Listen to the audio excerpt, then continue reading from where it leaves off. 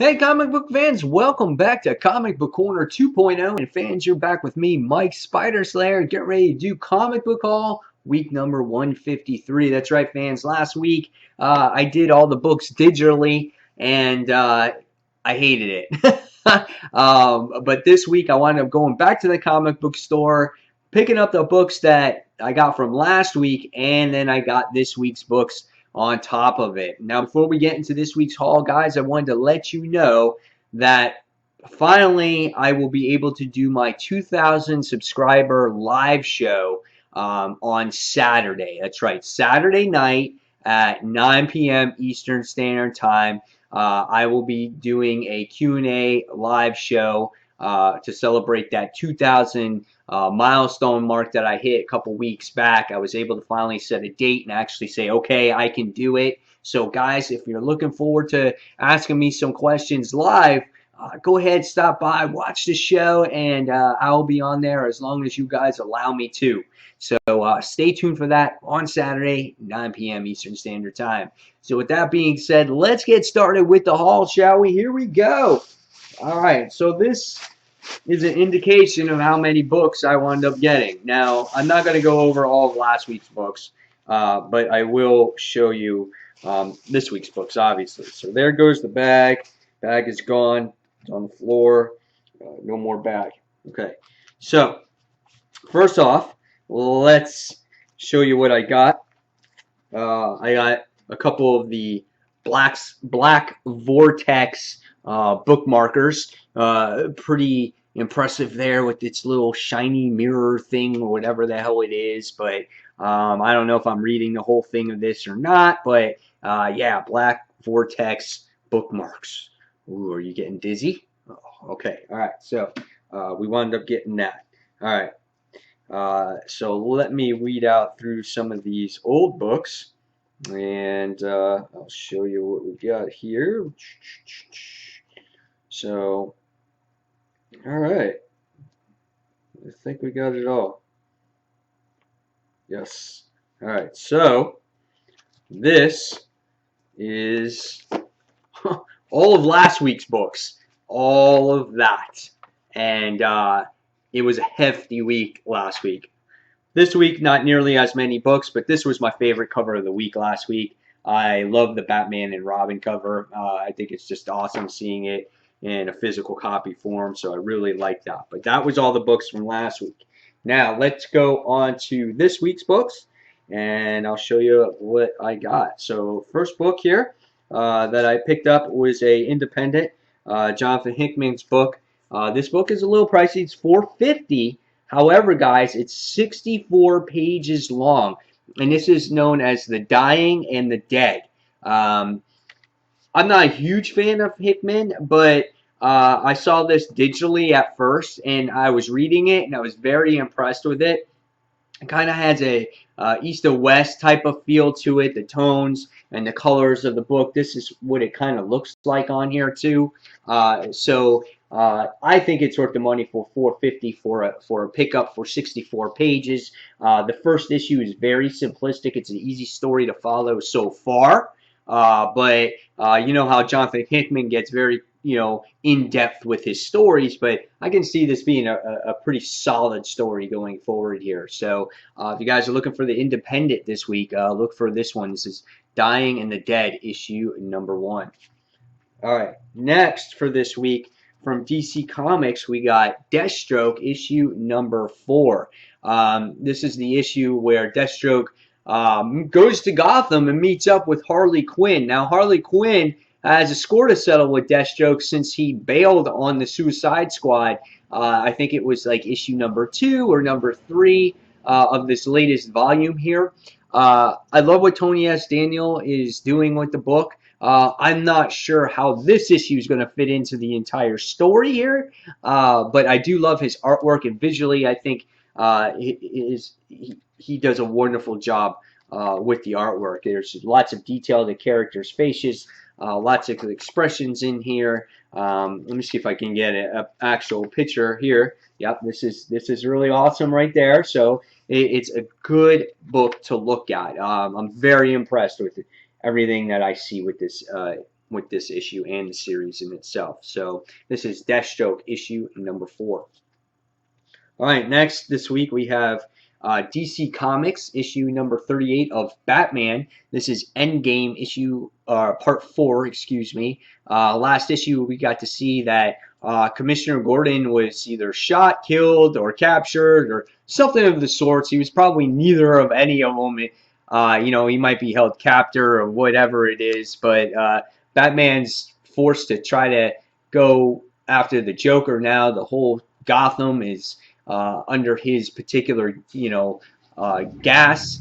And this has been a great series, a great story arc. And if you're not reading Batman, which I don't know who really isn't, check this story arc out. This has been a solid story arc. So this is issue number 38 of Batman.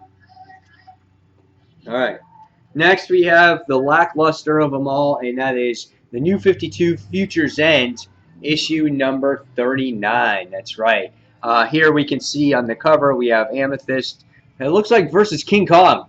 I don't know, but I know in the last issue she was forced to bring, I think it was Frankenstein back to Dracula's castle or whatnot, and we're going to see if he can actually cure Frankenstein from becoming human or dying or whatever he is that he's going through.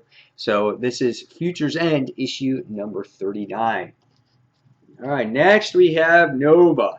Not sure what to think of this cover here. I don't know if the artwork is changing here, but Jerry Duggan is still writing it, and I think this is the current artist now. And this is Carnage Hungers. Yes. We get to see Cletus Cassidy searching for Nova at the end of the last issue, and this was at the end of Access. So it's going to be interesting to see how these two characters interact with each other. What does Carnage want with Nova? What's his beef with them, or is he going to be pals with them? I don't know. And the other crazy thing is at the end of Access, Carnage sacrificed himself. He blew himself up. So I don't know how he even exists to begin with. So I'm so confused what's going on.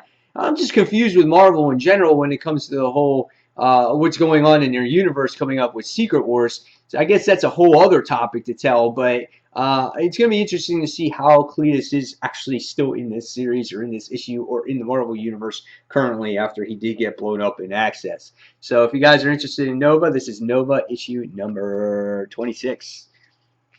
All right, next is issue number 41 of Deadpool. And this is Wade Wilson is the Merc with the mouth.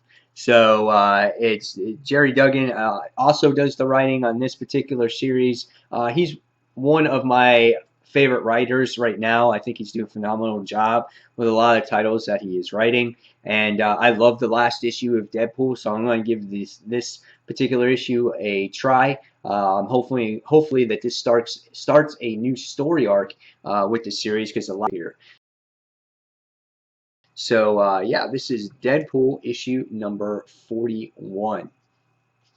All right, next we have the Uncanny Avengers, the new number 1 this week from Marvel Comics, and this is Uncanny Avengers issue number 1.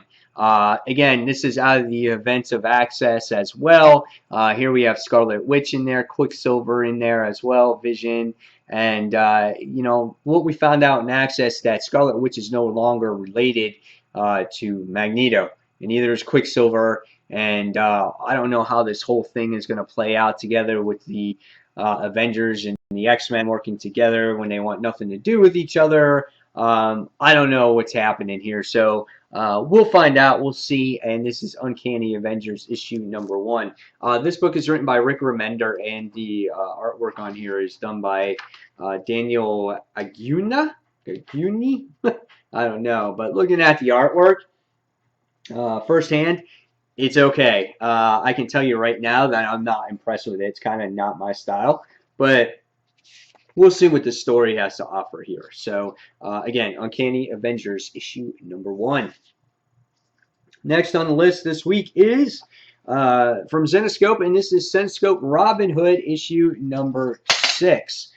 This begins a new story arc. I have no idea what that noise was. This begins a new story arc here with Robin Hood. She's with Lady Miriam here, and I love what Patrick Chan is doing with this series. It makes Robin Hood a very lovable character. She's fun with her partner Miriam in here, trying to get to learn the Earth realm. Yeah, great stuff here. And if you guys are looking to jump on, you can probably jump on and understand what's going on here in issue number 6. All right, next we have Spider-Man issue number, or Spidey 2099 issue number 8, Spider-Verse tie-in. This is the last tie-in book. I'm pretty sure the last issue before we get to the conclusion of Spider-Verse. It's hard to believe that for the entire year of last year we were talking about Spider-Verse, on the edge of Spider-Verse, and then finally we're almost now at the end of Spider-Verse. And I feel like there's a lot left on the table, and what's going to happen in Spider-Man's universe going forward, again, with the whole Secret Wars thing going on. It's anything can happen, so I'm very curious here. So this is Spider-Man 2099 issue number 8, the Spider-Verse tie-in. And last but not least, this week, everybody, we got a back issue that I picked up from 1985, and this is Green Lantern issue number 192. This is the first full appearance of Star Sapphire, and it's Carol Ferris, obviously, and this is the origin tale of the Star Sapphire as well. So I thought this would be a nice bonus to my collection of older comic books. I'm a Green Lantern fan. I'm a huge Green Lantern fan. Unfortunately, I'm not reading a lot of the Green Lantern stuff right now because I don't like what Robert Venditti is actually doing with it. But otherwise, I was happy to add this to my collection of Green Lantern books, and I'm hopeful to read this and do some kind of classic review on it. So, all right, there you guys have it. There's the haul for this week. It's good to be back doing the hauls with the physical copies, and you'll get a physical countdown this week, and looks like things are going to start getting back into normal again now that we're heading into February and my paychecks are catching up and things like that. So, guys, as always, hopefully you enjoyed this comic book haul. Hopefully you enjoy Comic Book Corner 2.0. Don't forget again on Saturday, tune in 9 p.m. Eastern Standard Time for my 2,000 subscriber live show. And you can ask me anything that you want. I'll do the best that I can and answering these questions on the fly. So, guys, as always, thank you for watching. And until the next comic book review, this is Mike Spider Slayer signing out. And I'll see you guys real soon. Take care, fans. Bye.